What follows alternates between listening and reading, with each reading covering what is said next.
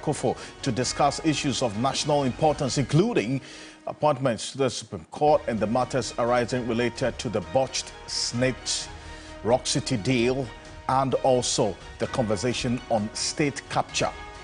Stay with us. We have a conversation tonight. Also, the National Democratic Congress wants the Electoral Commission in what sees in the number of registered voters. Is this a false alarm, or the Electoral Commission has got its numbers wrong again? Stay with us. On our young voters' voices tonight, we'll hear from first-time voters what issues will inform their choices of a candidate in the December polls.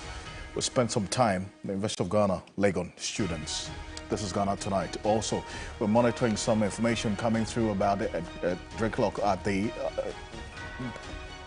Accra-Tema Motorway. We understand there's been an accident there, a hit-and-run situation there that has led to heavy vehicular traffic. We're monitoring that shortly. We'll give you some updates on that, as well as also the fire service going through rescuing a teenage girl earlier today.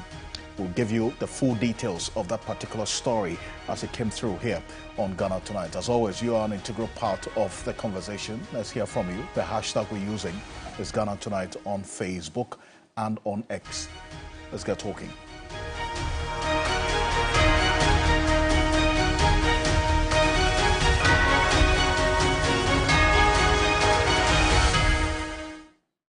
Let's settle for Ghana Briefs.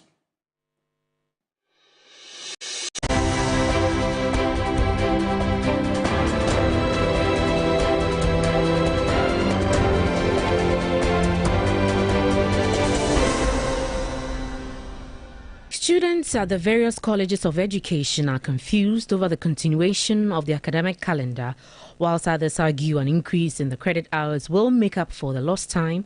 Some say an extension of the academic calendar beyond September 7 will come at a financial cost to them. It hasn't been easy because we've paid for hostel fees for 4 months, which is a semester.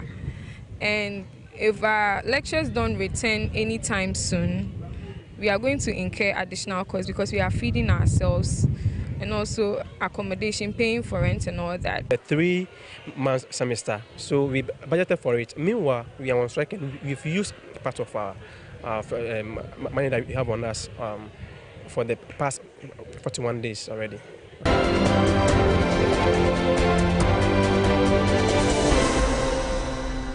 The Commission on Human Rights and Administrative Justice, SHRAJ, has urged President Kofo to sign the Criminal Offences Amendment Bill, also known as the Anti-graft Accusations Bill. The Member of Parliament for Medina, who petitioned SHRAJ on the matter, said the President is being political about the bill. There's nothing barring the President from signing these bills into law. Not only this one, also the Armed Forces Amendment. Because in fact, we've done the fiscal impact analysis. We have seen that, look, you cannot even place financial, monetary value on human life. So the bill itself has not sparked any controversy. In fact, in Parliament, the President has representatives. They are the majority in Parliament. But these bills passed by consensus. I think that the President has meddled a bit in politics when it comes to this bill, and I hope that will cut off the politics.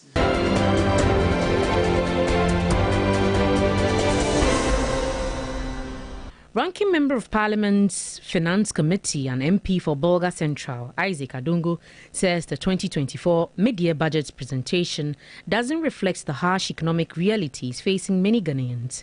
In a yet-to-be-aired interview on hot issues, Isaac Adongo demanded major expenditure cuts on the part of government officials who he accuses of living flamboyant lifestyles despite the difficulties. We face it every day in the market. We face it every day when we take our cars to the filling station. So we know what the economy is. He doesn't have to tell me what the economy is now. The fact still remains that after he delivered the statement, he went and bought fuel at a litre of 15 cedis. That remains the fact. The fact still remains that if today he has to travel and he needs to go out there and buy dollars, he will need 16 cedis to buy $1. So that reality remains. He cannot change it.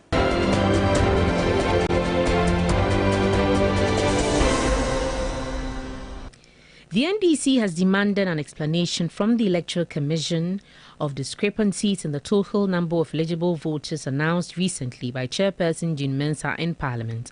Amidst mounting scrutiny and controversy, the EC faces renewed criticisms over discrepancies in voter registration figures.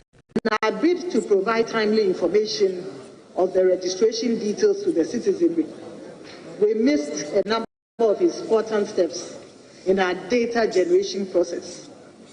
This resulted in some mistakes being made on some of the slides that we put out. We have since assessed our methods and introduced more rigorous processes, which we believe will guarantee accurate data going forward.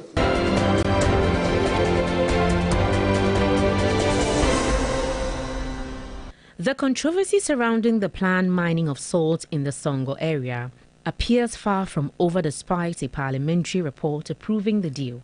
Member of Parliament for Segi Christian Kolete Otute has vowed to halt the adoption of the Joint Parliamentary Committee report on the mining lease granted the Electrochem Ghana Limited, insisting the work done was not exhaustive. I'm not at all satisfied.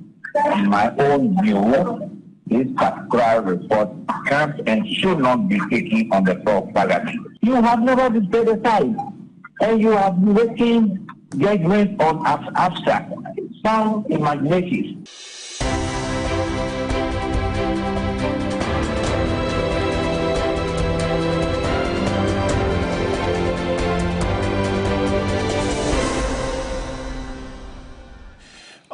There's more news on 3news.com. Make some time and visit 3news.com. This is Ghana Tonight. News just coming through right now. This is a breaking news story we have been following in the last few minutes gone by.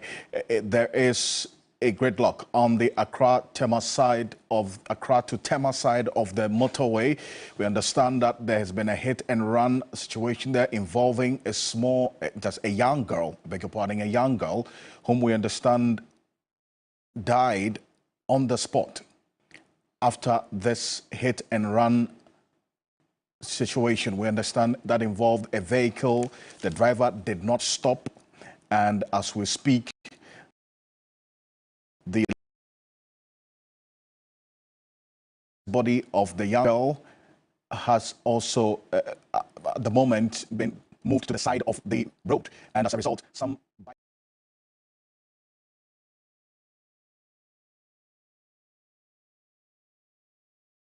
arrive at the scene before they allow vehicles to move.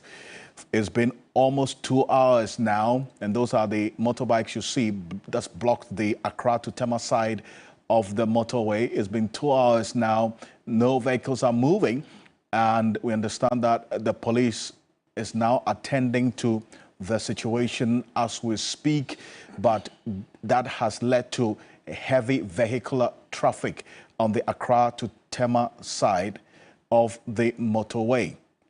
That is information coming through right now, and we're following this quite closely. And this is a developing story over the last couple of hours, and we understand the eyewitness to this rather sad situation, Papi Joseph, is joining us on the telephone, and he is one of consistent viewers here on Ghana Tonight. He got through to us earlier. Papi Joseph, good evening to you. Thank you for joining us. Hello, Joseph, can you hear us? Yes, I can hear you. Great. Now, you gave us this information about what's happening on the motorway. First of all, what's the current situation as we speak? Okay, so thankfully the police are in now. They are about to take the body of a 20-year-old girl who was taken run by 2 cars. So the first car that hit her, and the other car that also hit her, and I think that was the 2 guys on the spot. Now, this happened around about 6:40 p.m. And the riders who were on the road at that time told the police so that they can come and take out the body. No police have come, and they instantly blocked the road. The road was blocked around 7 p.m. by these riders, and at 8 p.m. the other side from Tamatwata was also blocked, causing instant traffic. on both sides of the motorway. But thankfully, right now, all the cars are moving, order has been restored.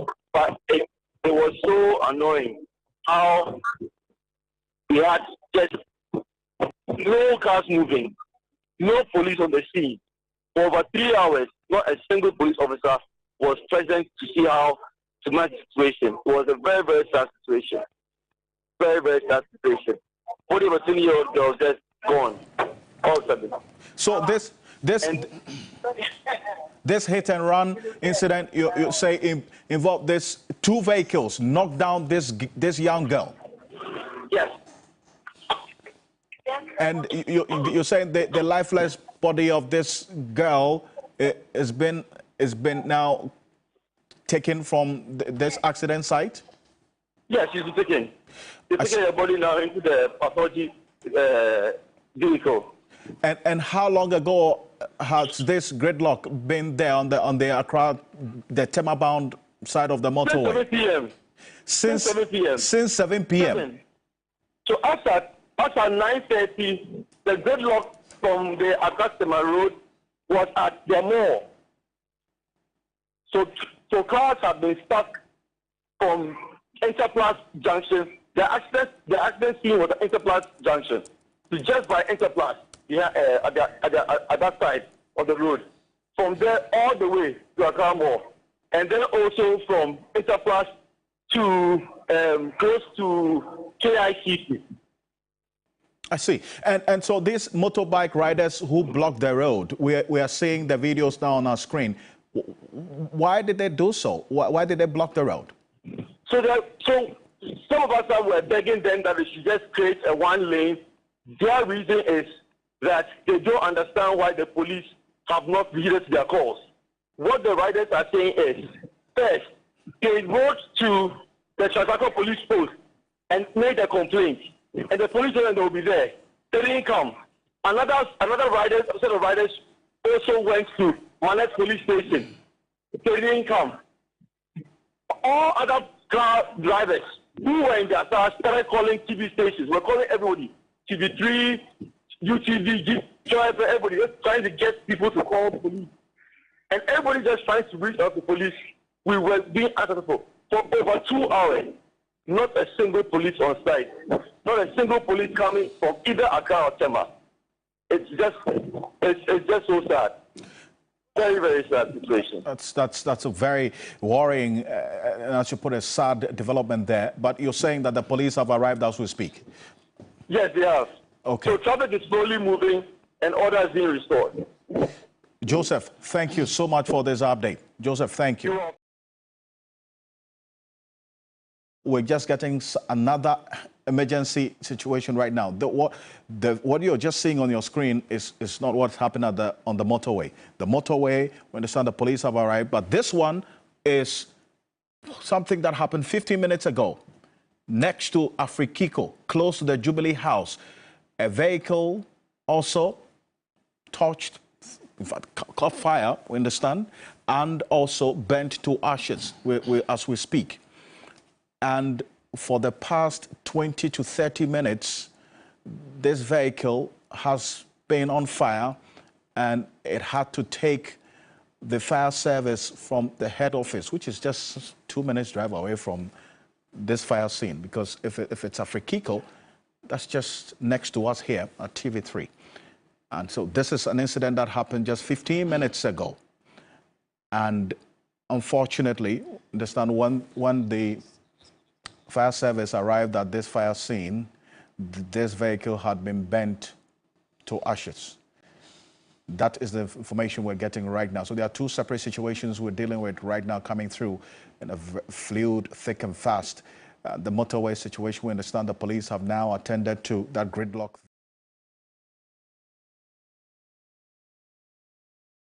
situation that has led to the death of a young girl.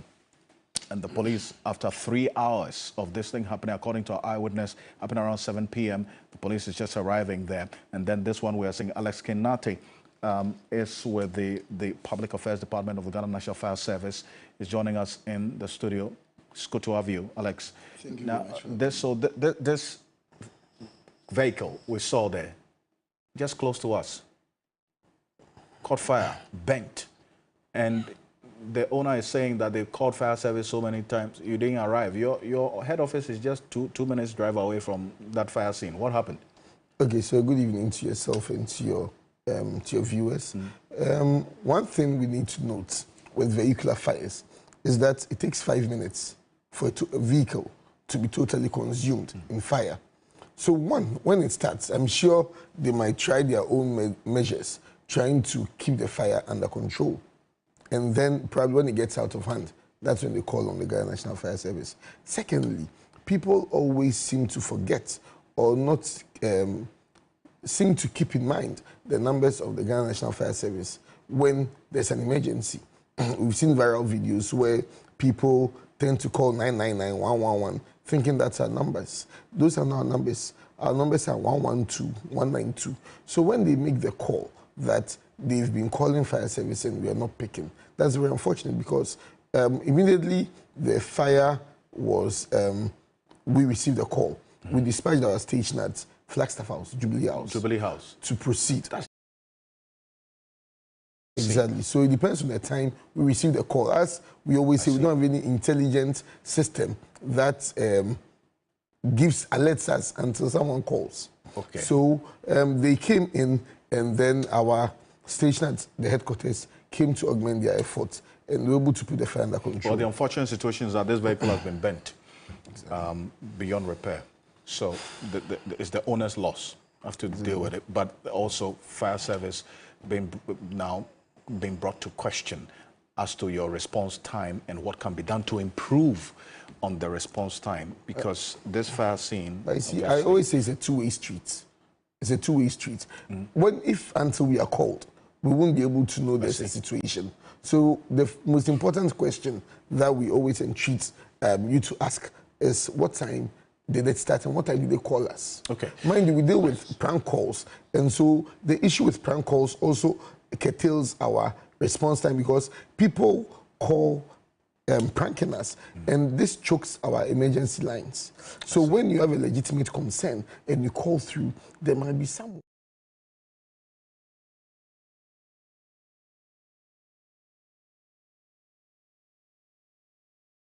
Later, but then there was also another incident earlier today that the fire service, were also called to rescue this young lady. Coming up next, the young lady was earlier today rescued at the top of a pillar at the Kwame Nkrumah interchange. Jump down.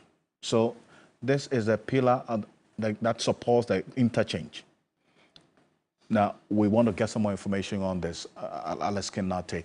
So how did this girl we are seeing on the screen right now, have you established her age? How old is she?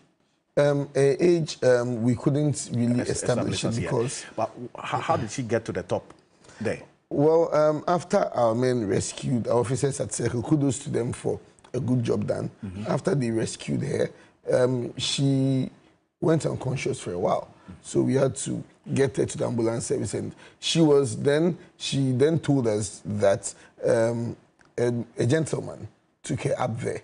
A man took her up there to go and do what? I can't tell. But then they were there from yesterday evening through to this morning and in the afternoon when this issue happened. So apparently the man excused himself from her that he was going to come back, and then he left her there. No, but this is a pillar that supports the interchange. Exactly. And they climbed up there. Exactly. So she was with a man, and they spent the night there. Looks like. That's what she told you? That's what she told us.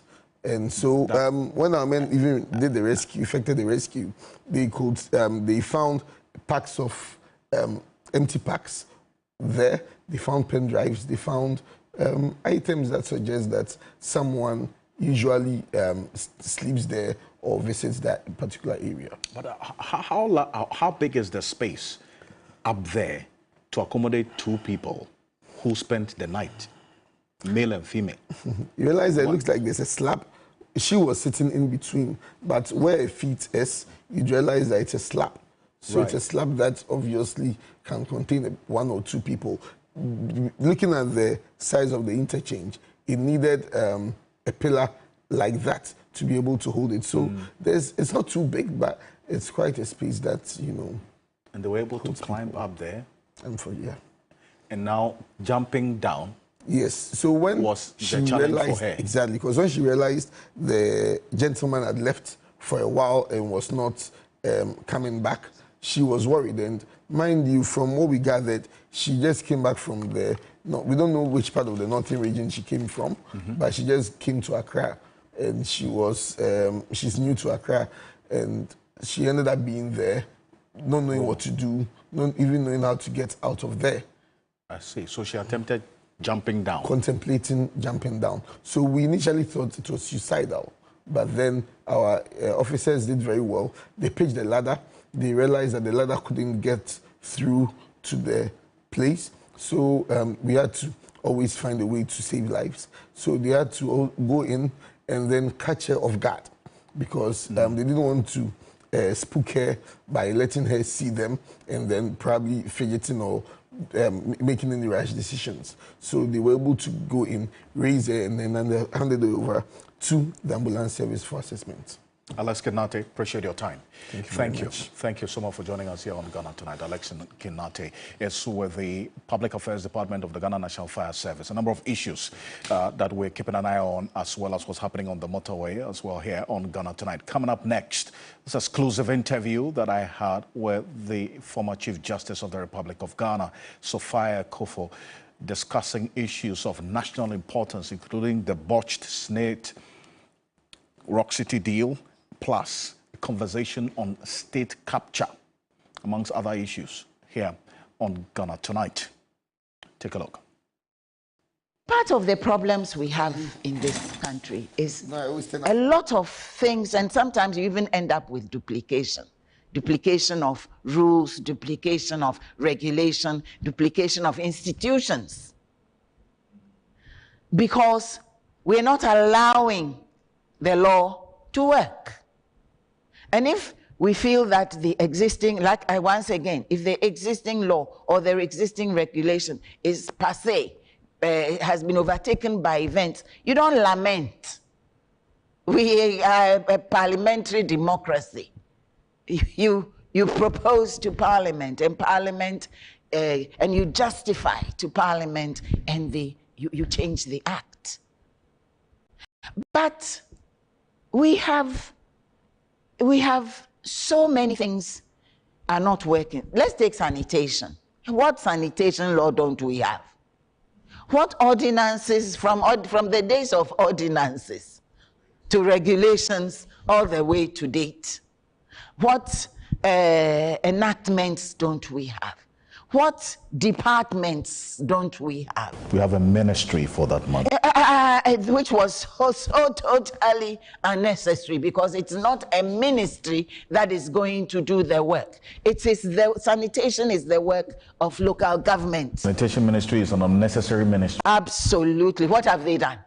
They were pursuing the president's promise of making Accra the cleanest city. Is it?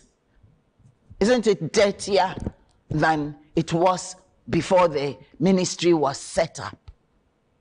Isn't it? When was the last time you even saw any, other than neighborhoods getting together to clean gutters? When was the last time you saw a sanitation worker doing anything?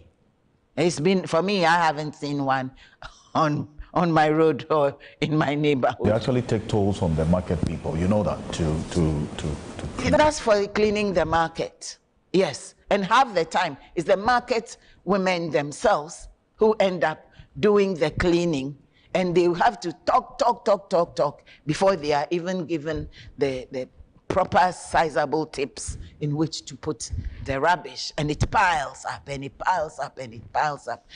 One of the dirtiest and the most, for as far as I'm concerned, the biggest public health risk areas is our markets. When during the COVID, when they went and fumigated, and God knows when how many fumigations have taken place since then. Certainly before then, maybe they had never been fumigated. Did you see the cat-sized rats or puppy-sized rats We're running around that we saw on the television? I took one look and looked away because it was just too much. this conversation recently about the botched Senate Rock City deal. Well, it didn't go through, but then again... Thank God. God bless the unions.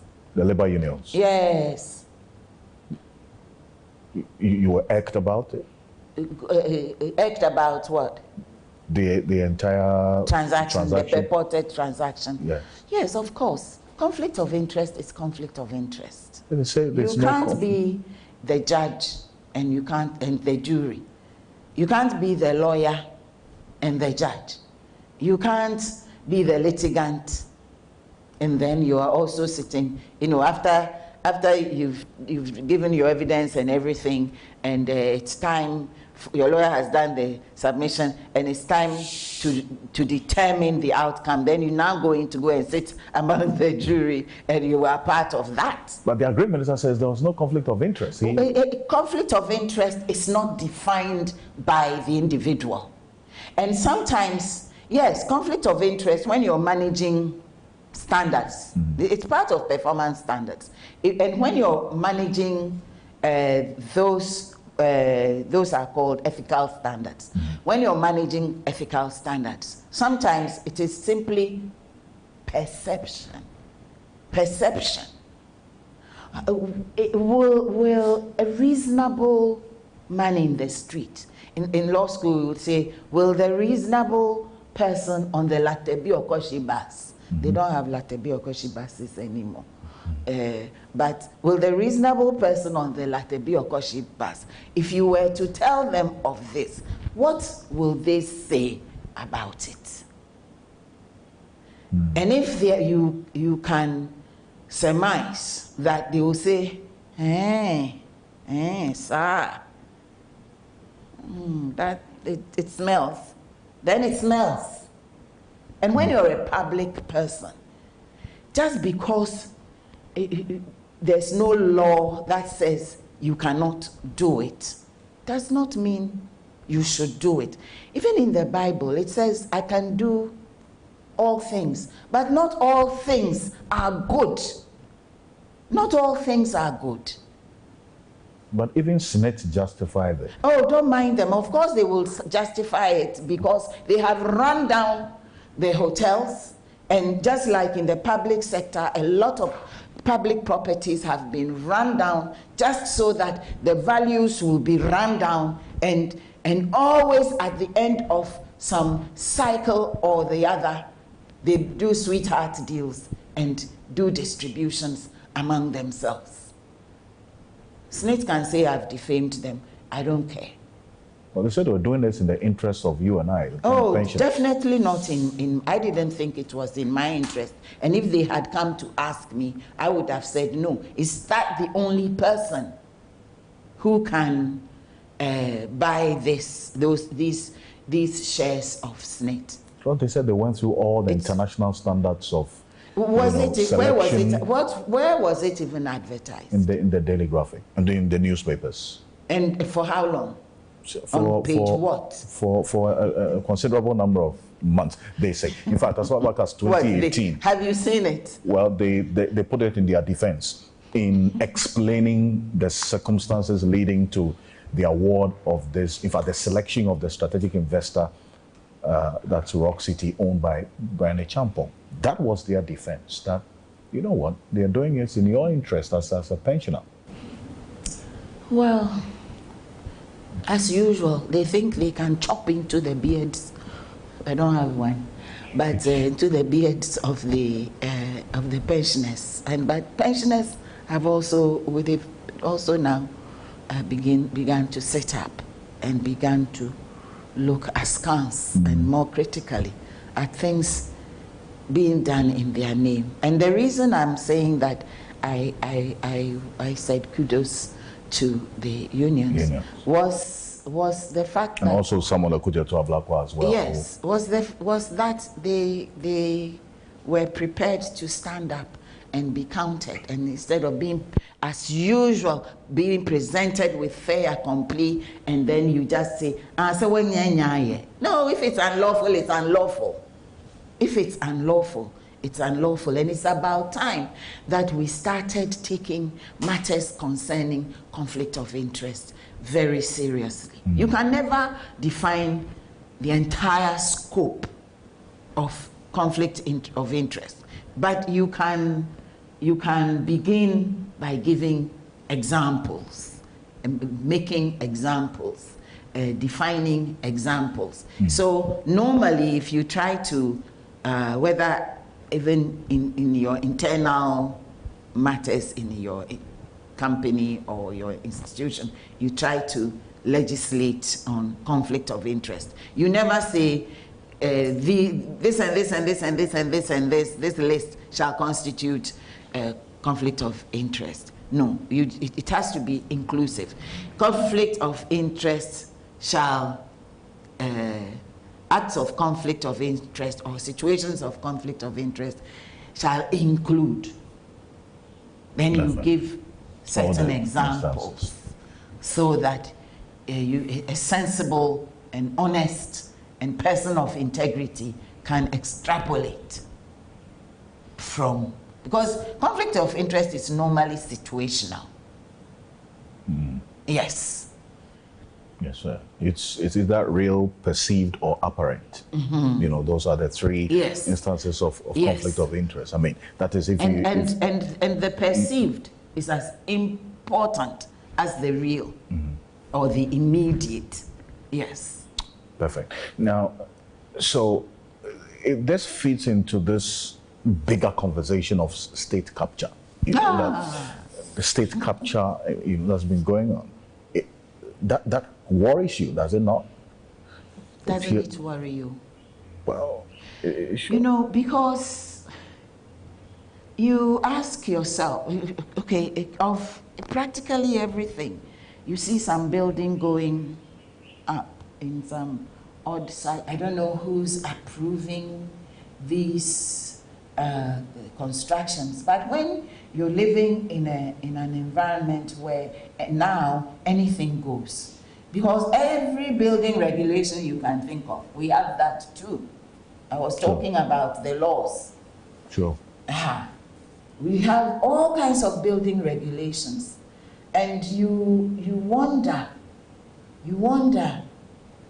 this building, was it really approved?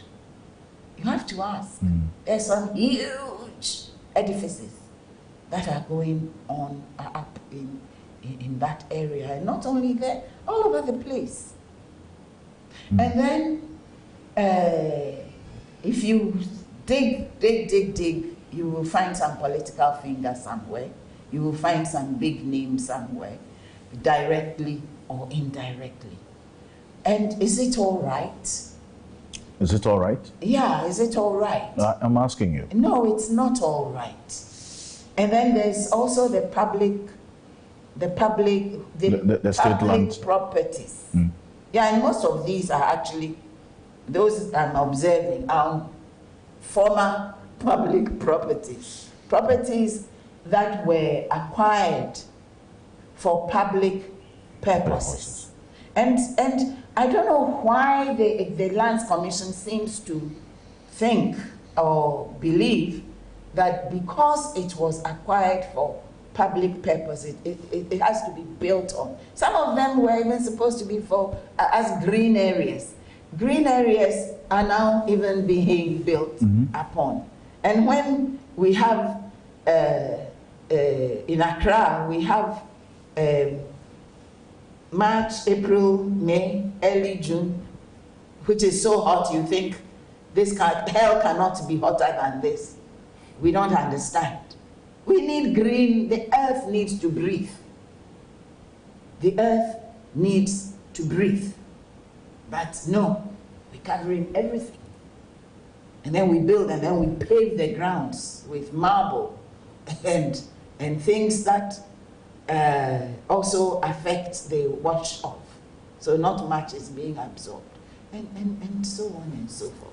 And some of these public lands, under the Constitution, doesn't it say that if it's not the purpose, if the government no longer needs the land for the purpose for which it was acquired, it has to be returned to the original owners. And where it was, that's when it was compulsorily acquired and not compensated. Then it has to return. Yes.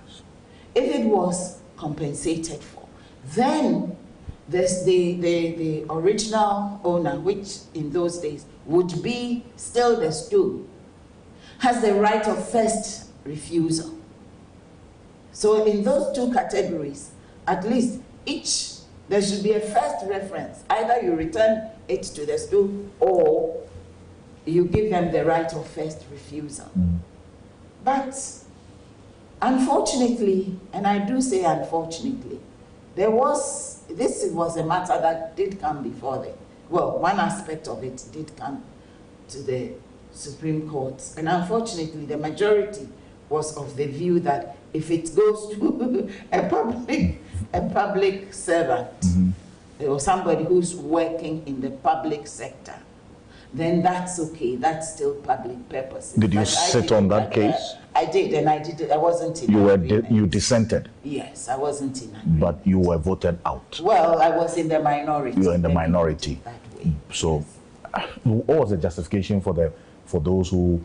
Well, your colleague judges who thought it was for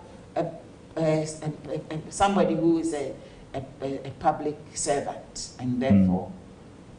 They can acquire. For that amounts to public purpose. Regardless of what the public servant uses it for. Yeah, I mean, public servant. So if you're building apartments on it, as you are saying. Even if you're building apartments, is it a public property?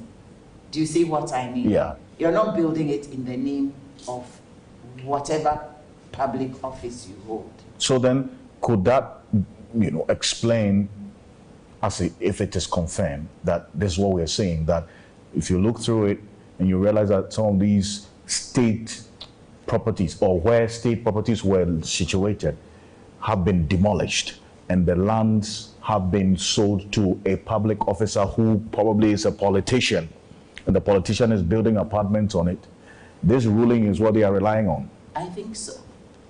I see. Yes.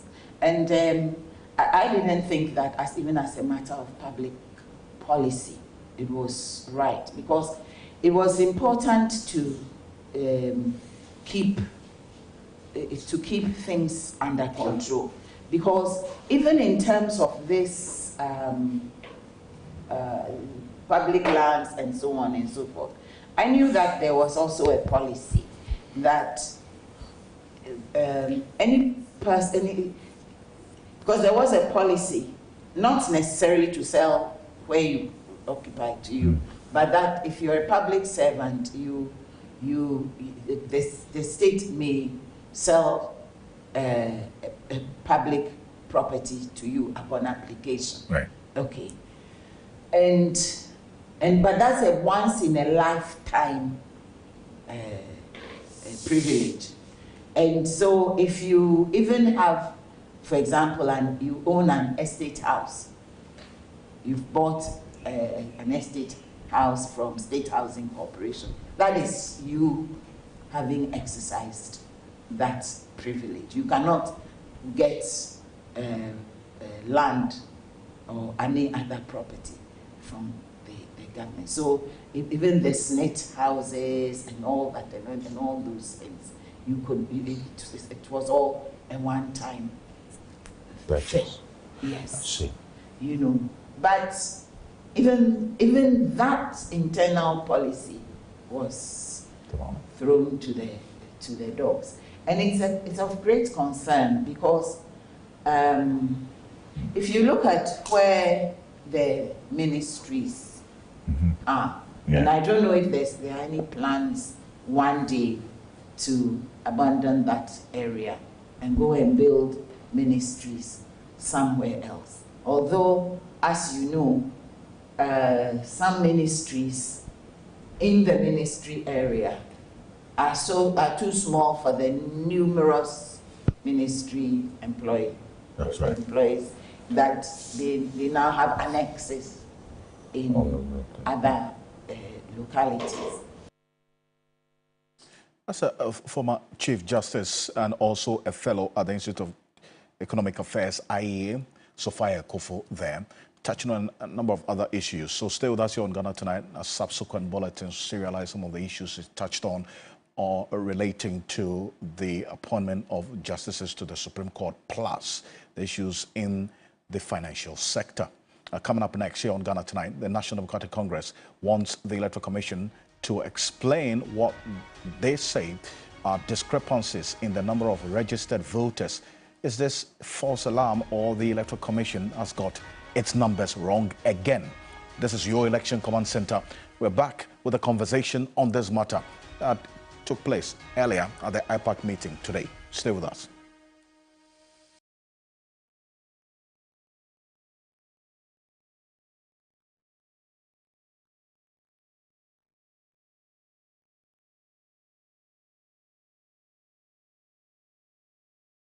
You know, one bucket of Flamingo paint is equal to several buckets of any other paint brand on the market. Flamingo paint, superior durability, superior hiding, superior coverage. Flamingo paint, simply superior. You know, one bucket of Flamingo paint is equal to several buckets of any other paint brand on the market. Flamingo paint, superior durability, superior hiding, superior coverage. Flamingo paint, simply star 712. Picture this.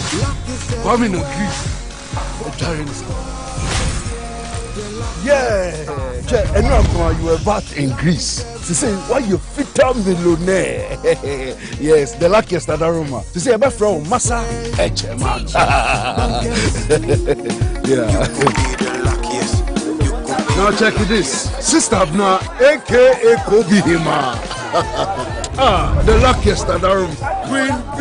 Yeah. Boss lady back up there. Hold on to your seats, folks. Such anyway, it'll be you smooth. Way and your friend will upgrade. Luckiest Adaruma. And the best part, that with the luckiest, Obia or a shot to a good life. And I'm talking to you, me, your girlfriend, your ex, your neighbors, your landlords, and even Goro boys. And no one is over dialing with lucky number. Star 712. No. Coswato ticket to win in the community draw or the grand draw on the 30th of November 2024. The luckiest is regulated by the NLA on the Caritas platform, not for persons below 18 years. TNCs apply. Malaria's remedy is Lonat. Therefore, we're gonna use Lonat to recover. You have malaria? Yes, please. Are you shivering? Yes. You got chills? Yes. Take Lonat. First day, take Lonat. Second day, take Lonat. Third day, take Lonat. That's all. Lonat scatter malaria. Lonat scatter malaria. This advert is FDA approved. Now is an opportune moment for investors to consider the remarkable investment opportunity presented by the Floria Residence, the pinnacle of luxury living in Cantonment. Offering a range of options from executive studios to lavish penthouses, including 1-bedroom, 2-bedroom, and 3-bedroom apartments. Amenities and services includes round-the-clock security services, dedicated play areas, a bustling commercial zone, state-of-the-art fitness facilities and gym, a well-appointed conference room, an elegant rooftop sky bar, and a breathtaking rooftop infinity swimming pool. Additionally, residents benefit from the convenience of a secured 3-floor underground car park, while those residing in the ocean view penthouses enjoy unparalleled vistas. We are located opposite the Laboni Palace Mall, Accra. Contact us on 0595700008. Hello! I bring you all exciting news from Franco Trading Enterprise. For the quickest and efficient way of keeping your clothes and garment clean, Franco Trading Enterprise has brought in a new washing machine for you and your home. This washing machine comes in sizes. We have the smaller size and the bigger size. This washing machine is easy to operate. It saves time and energy. It extends the life of your clothes, and the most exciting part of it all is that it has low power consumption. So for bulk purchasing and retailing, visit any of our branches nationwide or on our website at www.francotrading.com. You can call the numbers on the screen for any assistance. Franco Trading Enterprise, the home of quality washing machine. Dreaming of Asia with your family? Let's make it happen. Join Global Wings Travel and Tours for a 9-day all-inclusive tour of Malaysia and Singapore from September 9th to the 18th, 2024. Experience the best of Malaysia and Singapore. Visit famous tourist sites in both countries. Take car cable rides, try local foods, and relax in luxurious hotels. This incredible package includes return air ticket, Malaysia visa facilitation, 9 nights in a 4-star hotel, daily breakfast and dinner, all taxes, airport transfers, and travel insurance. Join Global Wings this September and create memories that will last a lifetime. Book now by calling or WhatsApping 0553 688 398 or 0550 188 181.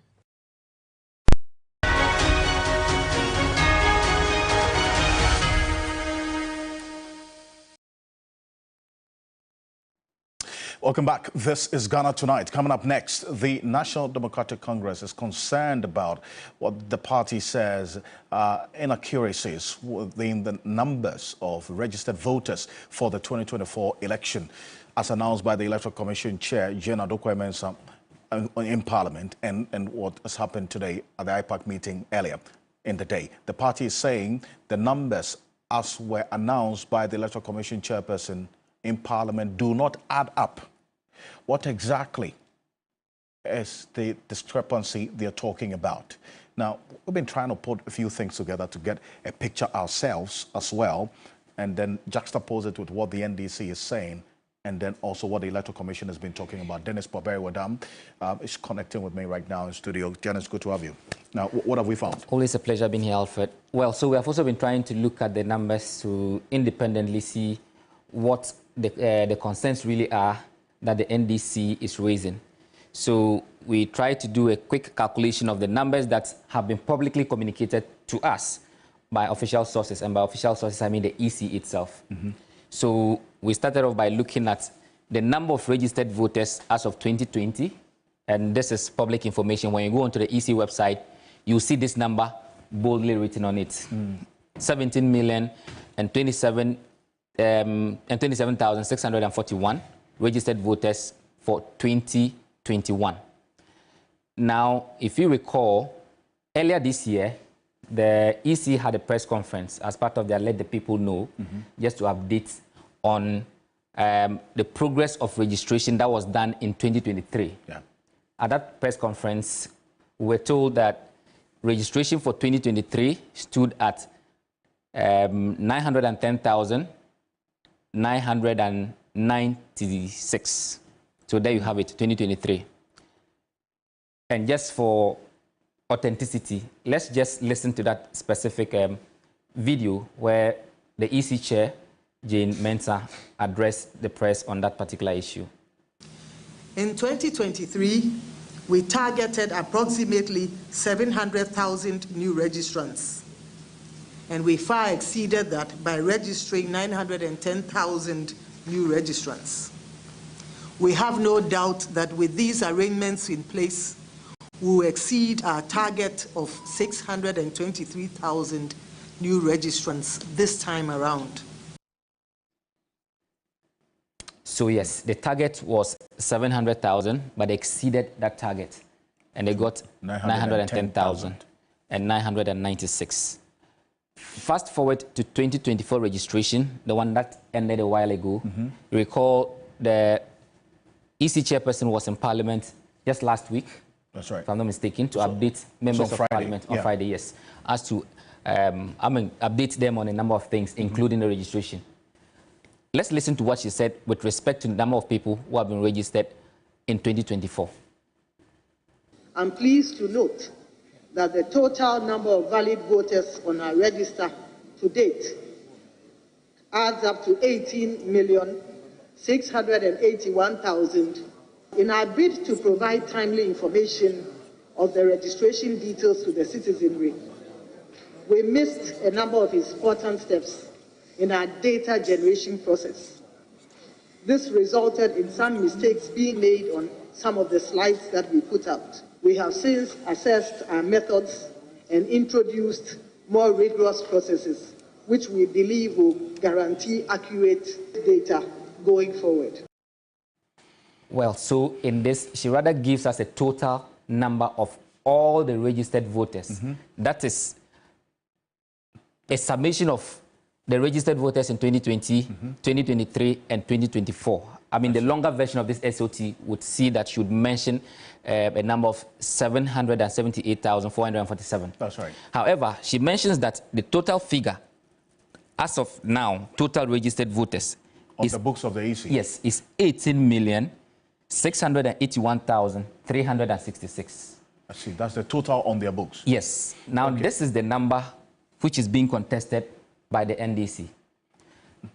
And obviously, when you do the maths, if you add the 2020 figure to the 2023 and 2024 figures as provided by the EC itself, you would get a number of, a total of 18,717,084. As against? As against 18,681,366. That the EC chair announced. There's a difference of 35,718. See. Now, this number needs to be accounted for. There must have been something that happened for us to have 18,681,366 instead of 18,717,084. And in the absence of any explanation, then clearly it would mean that over 35,000 people would not be accounted for if we are to stick by the number that was given by the EC before Parliament. And that is the crux of the matter with the NDC. I see. And these are public figures. So we can find all of this on the website? You can find this number on the website of the EC. You can find this in the video that we played earlier. This you can also find if you watch the video that the EC appeared before the Parliament. When you do the maths, you get the figure in the middle circle. Yes, the middle here. 18,717,000. And then you can compare it to the figure that she gave to Parliament. Stay with me, Dennis. Let's go on to Zoom now. Dr. Rashid Tanko Computer is the Deputy Director of Elections and IT for the NDC. And he was at the IPAC meeting today. We understand he was the one who raised this issue of the discrepancy in the figures at the IPAC meeting earlier today. Dr. Tanko, appreciate your time. Yes, we've done the maths here ourselves, simple arithmetic. We've seen it, that difference there. So when you raised it at the IPAC meeting today, what was the Electoral Commission's response and assurance to you? But they responded that clearly they will bring their IT people in their next meeting for them to come and explain these figures to us. Because on the face of it, clearly they themselves were baffled with the figures. Clearly when you add it together, it was not adding up. And so initially they tried to explain that it was multiple registration and then exception list. And we said, no. Clearly it will even create more problems for them than what they were even thinking. Because multiple registration and then exception list does not add up to the total registered voters. Those ones are taken out before you now come out with a total registered figure. Because the 17,027,000, which is on your website, does not include those things. Same thing as the 910,000 for 20 doesn't include, because we would have adjudicated all this. Because I was a member of the adjudication committee that adjudicated the 2023. We didn't adjudicate more than 200 names. This year, we did not adjudicate up to 100 names. So we couldn't have been adjudicating about 26,000, which cannot be found in there. There might be something wrong with the register. And which they said, well, they will get the IT people in our next IPAC meeting to come and to review the figures first, because it's just not adding up. I see, and not adding up we've seen here. But I wanted to, Dr. Tanko, listen to Evans Nemakon, Director of Elections of the MPP, who was at the same IPAC meeting with you when we spoke to him earlier on 3FM 92.7 Hot Edition. My colleague Beatrice Edu spoke to him on that show earlier today. Take a listen. the NDC brought up the issue of the EC website. That if you look at the 2020 total registered voters and you add the limited registration exercise of 2023 and that of 2024, their figures give them a certain difference of about 26,000, and that they expect the EC to respond to the difference. It is at that point that the EC informed members that in the next IPAC meeting, they will bring their IT people for some explanations to be given, and also ensure that they will update their website. So I don't know where this is coming from, but the truth of the matter is that all parties present, GCPP, LPG, NDP, CPP, NDC, other development partners, were at IPAC today. And I can forward to you the agenda for today. This issue of discrepancy, today was not discussion of. Oh, Dr. Asitanko, that's Evans Makonda. It says the MPP would rather wait for the Electoral Commission for the next IPAC meeting to give details of what happened instead of concluding on anything right now.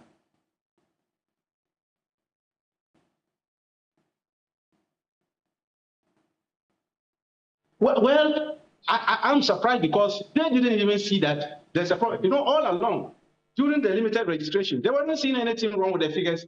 Even when the Electoral Commission, they were churning out wrong figures and were correcting them. The MPP, they were silent. I don't know why they are comfortable with this kind of murky processes that we are going to. We want to stop it because we don't want a situation where during general election, December 7th, wrong figures have been churned out. Imagine this happened in December 7th. Your guess will be as good as mine. We're not going to allow this. Where we know the total figures and different figures are being announced, that will not engender the kind of confidence we want to build with the Electoral Commission. And then that's why we brought it initially to them at the IPAC. Otherwise, we would have been singing this song way before we go to IPAC.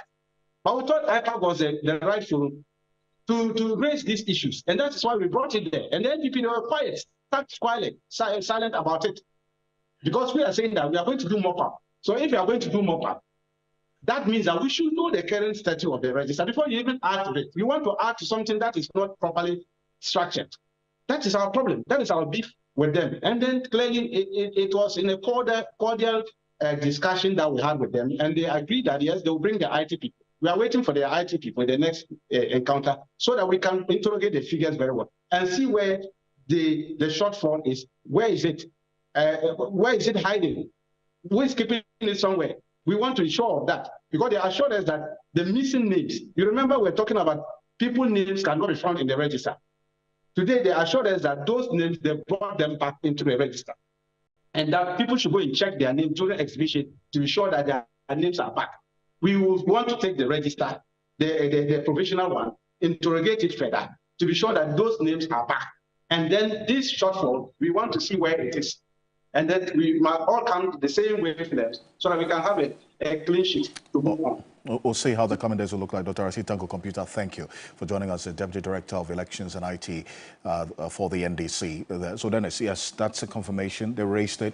Yes. The Electoral Commission says they're going to get their IT people to explain what's going on. Just to say that this will not be the first time that the NDC is drawing the EC's attention to what they find to be an inaccuracy in their calculation.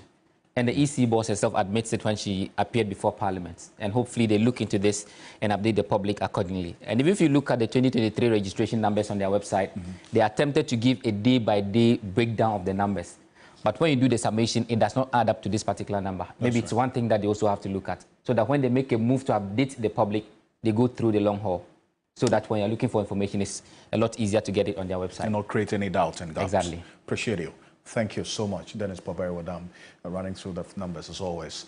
And Monday to Wednesday, we have Manifesto Check with him here on your Election Command Center. On behalf of the rest of the team, I want to say thank you for staying with us. Join us same time tomorrow. My name is Alfred Ocansey. Have a good night.